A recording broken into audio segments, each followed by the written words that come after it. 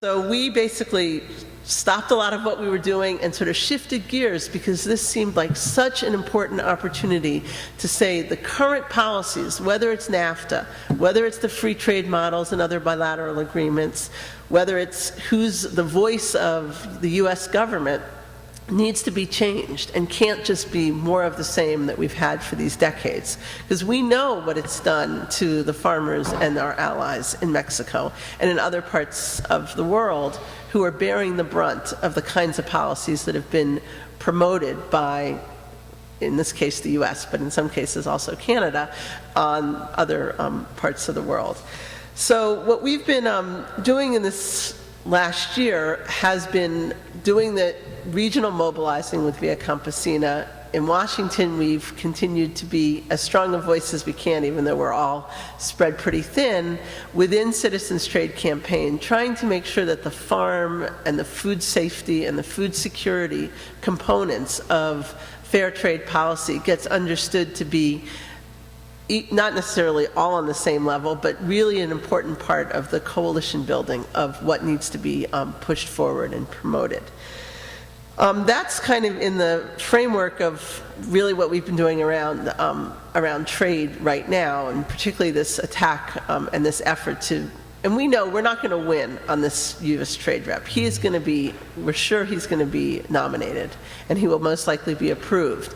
But hopefully it'll be with an understanding that there is clear opposition to what he has been promoting. And one of the things that happened last week is in 1 week we got on the second page of Politico, which is a major newspaper on Capitol Hill, with a really good clip saying it being steamed by the Greens, or the Greens are steamed, on Fox News, on Air America, in Reuters, and in Inside U.S. Trade. In 4 days, we got in all of those major press areas. So clearly, the people on the other side, the commodity groups, Farm Bureau, those organizations who are blaming the current collapse on U.S. domestic farm prices, our grain prices, our dairy prices, they're blaming them on the lack of having access to, quote, new markets through bilateral trade agreements.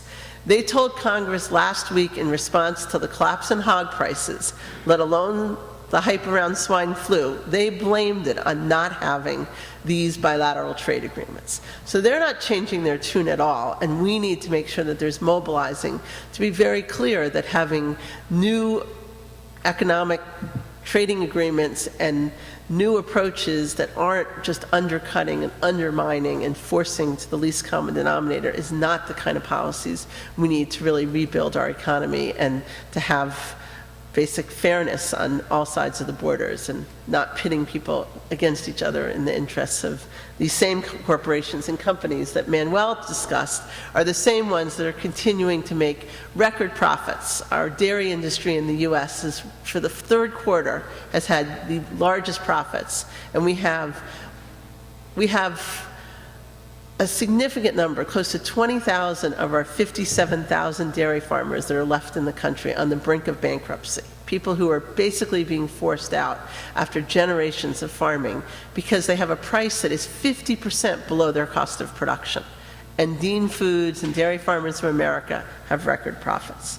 So what I was about to say, and got off of my own little tangent here, is that in the midst of the financial crisis, in the midst of the credit crisis, we have a very real farm crisis in the U.S. that in many people's views, what we're going to see in this next year is going to make the 80s pale in comparison. Because what we don't have now, which we may have had in past decades, is the off-farm income and off-farm jobs, and the rest of the economy being in the downward spiral that it's in, is there is no cushion at all. And the biggest concern is that banks and lenders and secondary markets are all calling in their loans. And they're calling in their loans on farms because those farms are still worth a lot more money than the home mortgage crisis.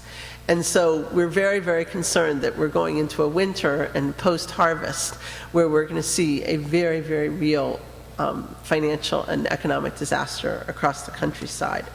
That said, what we know is not the solution, is more free, quote, free trade. And so we feel like it's even more important that it's been in the last few years to be very clear on what the solutions are.